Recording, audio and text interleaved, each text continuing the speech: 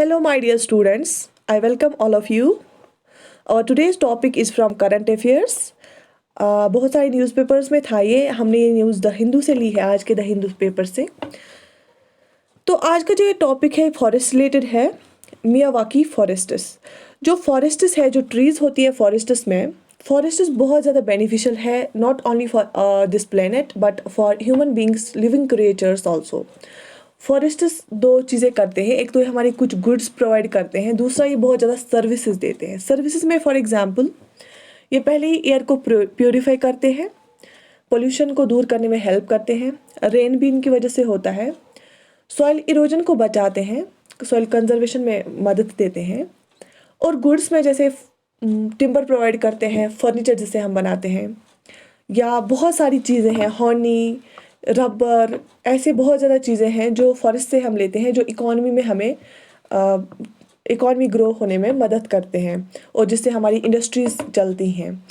तो आज हम इसी के एक पर्टिकुलर मेथड है एक फॉरेस्ट डेवलप करने के लिए, उसके बारे में पढ़ेंगे, ठीक है। ये न्यूज़ आई थी, Miyawaki forests emerge as a popular solution to restoring degraded habitats in the country. जो हमारी कंट्री है, यहाँ पे बहुत ज़्यादा वेस्ट लैंड है या लैंड ऐसी ख़राब हालत में है, तो उनको उस लैंड को किसी बेनिफिशियल यूज़ में टर्न करने के लिए हम बहुत सारी जगह पे ये मेथड्स इंडिया में यूज़ हो रहा है। कौन सा मेथड और ये कहाँ से आया, इसका क्या काम है, क्या इम्पोर्टेंस, ये हम आगे देखेंगे, ठीक है।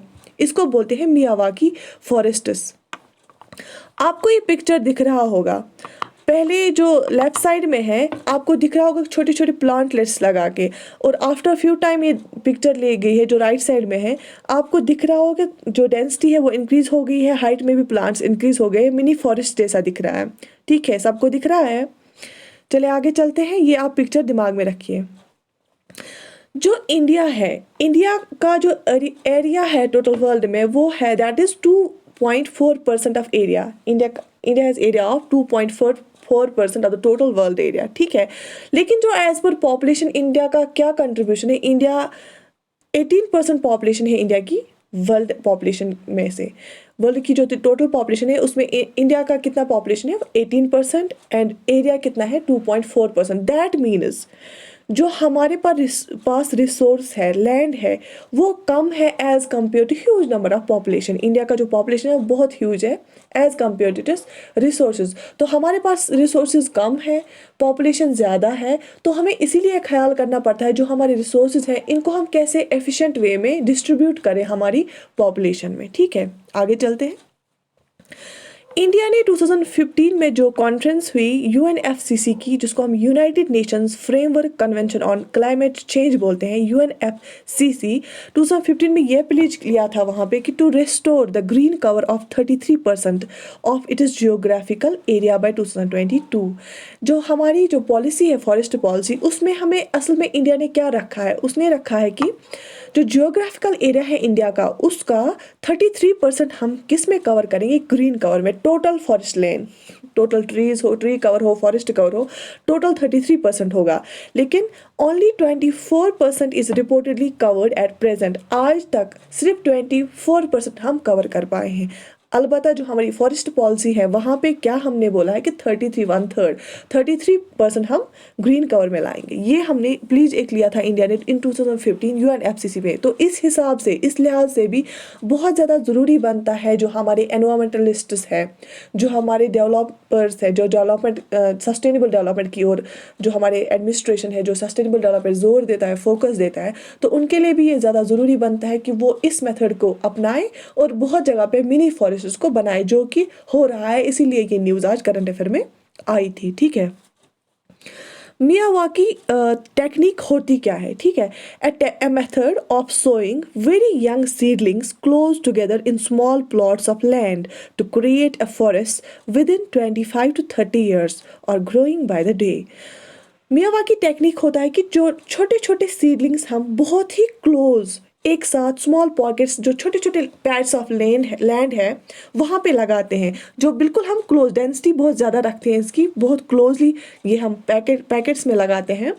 तो इसमें क्या होता है, इससे क्या होता है, जो हमारा बेकार पड़ा हुआ लैंड है, अगर कुछ नहीं थोड़ा सा भी ग्रो करेंगे, और अगर हम नेचुरल जो कन्वेंशनल फॉरेस्ट है उसकी बात करेंगे, उसको तैयार होने में 200 to 300 ईयर्स लगते हैं। 200 to 300 ईयर्स जो कन्वेंशनल नेचुरल फॉरेस्ट है उसको तैयार होने में लगते हैं। लेकिन अगर हम ये टेक्निक अपनाएंगे जो बहुत डेंसली प्लांटलेट्स, यंग प्लांटलेट्स हम लगाते हैं, उनको छोटा मिनी फॉरेस्ट क्रिएट करने में 25 to 30 ईयर्स लगते हैं। तो बहुत ही कम टाइम लगता है एज कम्पेयर अगर हम नेचुरल फॉरेस्ट की बात करेंगे। ठीक है, तो ये मियावाकी टेक्निक आया कहाँ से?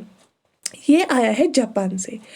ए जापानीज बॉटनिस्ट, ये बॉटनिस्ट था, बॉटनी फील्ड से रिलेटेड था, एंड एकेडमिक, ये एकेडमिशियन भी था। इसका नाम है अकीरो मियावाकी। उसके नाम पे ही टेक्निक का नाम रखा गया है, अकीरो मियावाकी। कभी ये क्वेश्चन ऑब्जेक्टिव टाइप में आ सकता है। अकीरो मियावाकी किस चीज़ के साथ एसोसिएटेड है? फॉरेस्ट है, मिल्क है, ग्रीन रेवोल्यूशन है, उस हिसाब से क्वेश्चन आ सकता है। Akira Miyawaki, the method has found favour among those who want to restore vegetation on degraded land within a short term. तो ये मेथड किसके लिए ज़रूरी होता है? जो बिल्कुल शॉर्ट टर्म में जो डिग्रेडेड लैंड है उसको रेस्टोर करना चाहते हैं एक ग्रीन कवर में। ठीक है, तो आगे चलते हैं। इतना आपने याद रखा, मियावाकी टेक्निक होता क्या है? यंग सीडलिंग्स हम लगाते हैं क्लोजली टुगेदर हाई डेंसिटी में एक पैच ऑफ लैंड पे, सो दैट कि फॉरेस्ट क्रिएट हो जाए 25 to 30 ईयर्स में ही। अदरवाइज कितना टाइम लेता है फॉरेस्ट क्रिएट होने में? 200 to 300 ईयर्स। ठीक है, तो आया कहाँ से? जापान से आया। जापानीज बॉटनिस्ट एक है अकीरो मियावाकी, उन्होंने ये मेथड इनिशिएट किया। ठीक है, तो यूजुअली हम क्या करते हैं इस फॉरेस्ट में फॉर एग्जांपल हम ये नहीं कर सकते कि इंडिया में जापान वाली कोई ट्री स्पीशीज़ लगाएं। कभी कभी हो सकता है पॉसिबल, बट हर एक जगह उसको वैसी क्लाइमेटिक कंडीशन होनी चाहिए फिर जापान वाली, या ऑस्ट्रेलिया से हम कोई भी लाए, कहीं पे भी लगाएं। तो हम क्या करते हैं, जो भी ऐसे फॉरेस्ट होते हैं, मियावाकी टाइप फॉरेस्ट होते हैं, हमारा जो इसमें मेन एम होता है कि जल्दी ग्रो हो जाए। तो इस वजह से हम नेटिव स्पीसीज़ लगाते हैं वहाँ पे, जो अपने ही वहाँ उसी एनवायरमेंटल कंडीशन के लिए परफेक्ट फिट हो, वो ही लगाए, सो दैट की जो ग्रोथ है फॉरेस्ट की वो जल्दी हो जाए। दूसरा मेंटेनेंस फ्री, दूसरा एम हमारा होता है कि फॉर फर्स्ट 3 ईयर्स हम इसका थोड़ा देखभाल करते हैं कि ठीक है वहाँ पे वीड्स कौन सी किस्में आ रही है, या पानी इरिगेशन का क्या है। तो ऐसी थोड़ा हम देखभाल करते हैं कि थोड़ा सा बाहर से एक फेंसिंग, ऑर्डिनरी फेंसिंग लगाएंगे, या इसको थोड़ा सा वॉच करेंगे। लेकिन आफ्टर 3 ईयर्स हमारा मेन एम होता है कि आफ्टर 3 ईयर्स से मेंटेनेंस फ्री हो जाए, सो दैट कि हमें कुछ भी ना करना पड़े। ठीक है, तो ये 2 एम्स होते हैं। तो इससे क्या फ़ायदा होता है? एक तो ये होता है जो अर्बन एरियाज, यूजुअली आपने सुना होगा न्यूज़ में कि बहुत ज़्यादा अब हमारा जो गवर्नमेंट है उसका फोकस है कि जो अर्बन एरियाज है वहाँ पे हम मिनी फॉरेस्ट डेवलप करें। एक स्कीम भी लॉन्च हुई थी गवर्नमेंट ऑफ इंडिया की तरफ से। तो इससे के क्या फ़ायदे हैं इस मेथड के? टर्निंग बैकयार्ड्स इनटू मिनी फॉरेस्ट्स, जो भी हमारे घरों के पीछे आगे पीछे जो वेस्ट लैंड होता है या डिग्रेडेड लैंड होता है, उसको क्या मिनी फॉरेस्ट में तब्दील करना। और ये इस मेथड में क्या एक खासियत है, ये 10 टाइम्स फास्टर ग्रो होता है और 30 टाइम्स डेंसर होता है।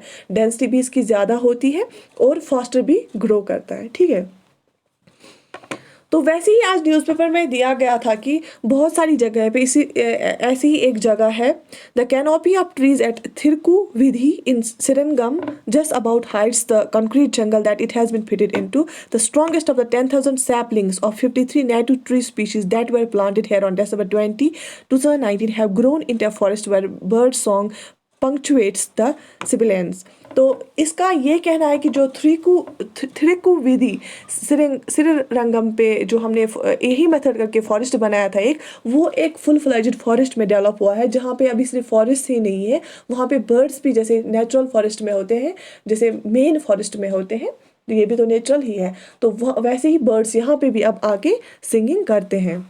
वैसे ही एक नंदावनम प्रोजेक्ट है, नंदावनम प्रोजेक्ट श्री रंगनाथ स्वामी टेम्पल। जैसे हमने देखा होगा कि बहुत सारे टेम्पल्स के इर्द गिर्द भी एक थोड़ा सा लैंड होता है जो बिल्कुल ऐसे ही वो छोटा खुद ही जंगल जैसा बना होता है, तो उसमें भी हम ये मेथड यूज़ करके टेम्पल की एक वो रौनक भी बढ़ जाएगी, एक जो वहाँ पे वो एक टूरिस्ट स्पॉट भी बन जाएगा, तो और हमारा भी इकोलॉजिकल बेनिफिट भी होगा। ठीक है, Miyawaki forest projects have been literally springing up all over the country.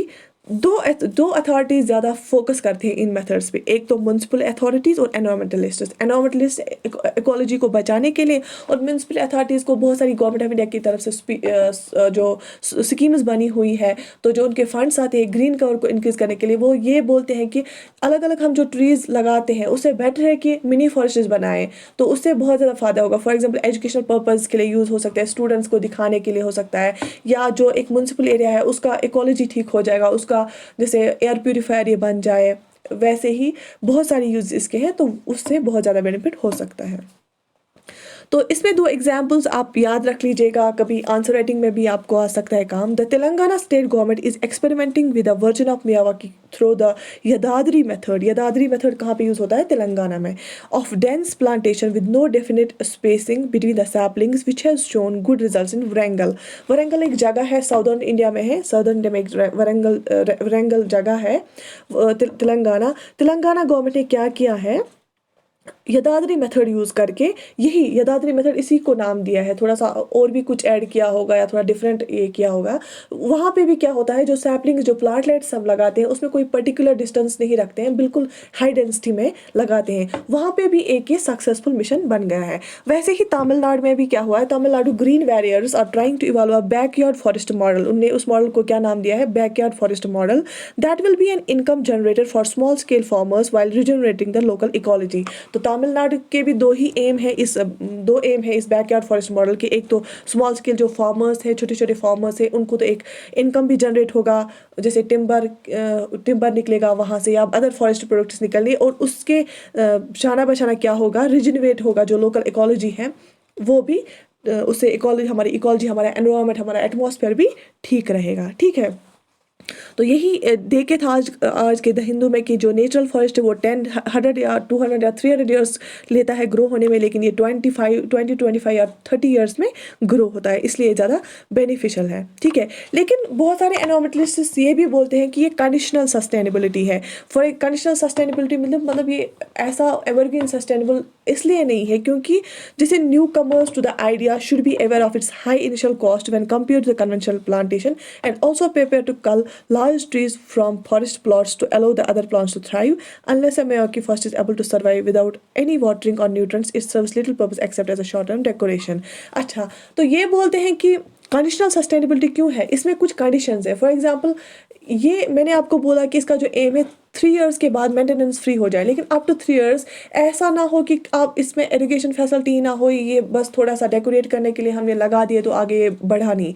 तो इनिशियल कॉस्ट इसमें लगता है। फॉर एग्जांपल, आपको प्लांटलेट्स लाने हैं, उसमें इन्वेस्टमेंट लगेगी, उनको लगाने में इन्वेस्टमेंट लगेगी, देखभाल में इन्वेस्टमेंट लगेगी, आपका टाइम इन्वेस्ट करना है आपको, और इरिगेशनल फैसिलिटीज़ भी एट द स्टार्ट। अगर ऐसी जगह है कि जहाँ पे इरिगेशन फैसिलिटी बिल्कुल भी ना हो या ड्राई टाइप लैंड है, तो ये नहीं है कि जहाँ पे भी हम चाहे वहाँ ये फॉरेस्ट उग सकता है। ये कुछ एनवायरमेंटलिस्ट हमें बताते हैं कि ये जो नेचुरल हमारे जो मेन फॉरेस्ट है उनको हम रिप्लेस नहीं कर सकते हैं इस मेथड से। हाँ, अलबत्ता अगर हम ये मेथड कहीं कहीं जगह पे यूज़ करेंगे तो बहुत ज़्यादा बेनिफिशियल है, लेकिन हम टोटली रिप्लेस नेचुरल फॉरेस्ट को ये नहीं कहेंगे कि चलो अगर डिग्रेड हो रहे हैं फॉरेस्ट हम यहाँ से इस मेथड से डेवलप करेंगे। नहीं, जो हमारे मेन फॉरेस्ट है उनकी भी देखभाल करनी है, उनके लिए भी अलग से हमें स्कीम्स और टेक्निक्स डेवलप करनी है कि हम कैसे क्या मतलब ऑल्टरनेट यूज़ मेथड्स लाएं कि सो दैट कि फॉरेस्ट पे असर ना पड़े हमें, तो वो भी करना है।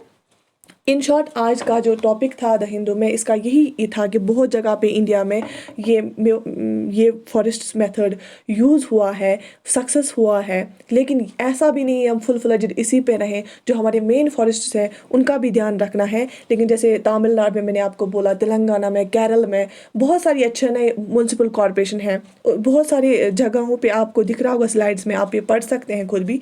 बहुत सारी जगहों पे ये स्टेप्स उठाए हैं लोगों ने और उससे वो फ़ायदा भी उठा रहे हैं। ठीक है, तो अगर आपको आज का ये, हाँ, एक और पॉइंट मैं इसमें ऐड करना चाहूँगी। फॉर एग्जांपल, आजकल BP high patients, hypertension patients होते हैं, या बहुत सारे अदर पेशेंट्स होते हैं जिनके लिए बहुत अच्छा एनवायरनमेंट, बहुत अच्छा पोल्यूशन फ्री एयर की ज़रूरत होती है। तो इस वजह से बोलते हैं कि अर्बन एरियाज़ में अगर ऐसे मिनी फॉरेस्ट्स आएंगे तो उससे बहुत ही ज़्यादा लोगों की जो लाइफ स्टाइल है, लिविंग स्टैंडर्ड है, उस पर असर पॉजिटिव फ़र्क पड़ेगा, पॉजिटिव असर पड़ेगा। तो उसके लिए भी ये बहुत ज़्यादा ज़रूरी है। अगर आपको आज का वीडियो अच्छा लगा तो आप लाइक करना ना भूलें, share and subscribe with your friends this our channel Cash Academy smart learning. Thank you so much for watching our video.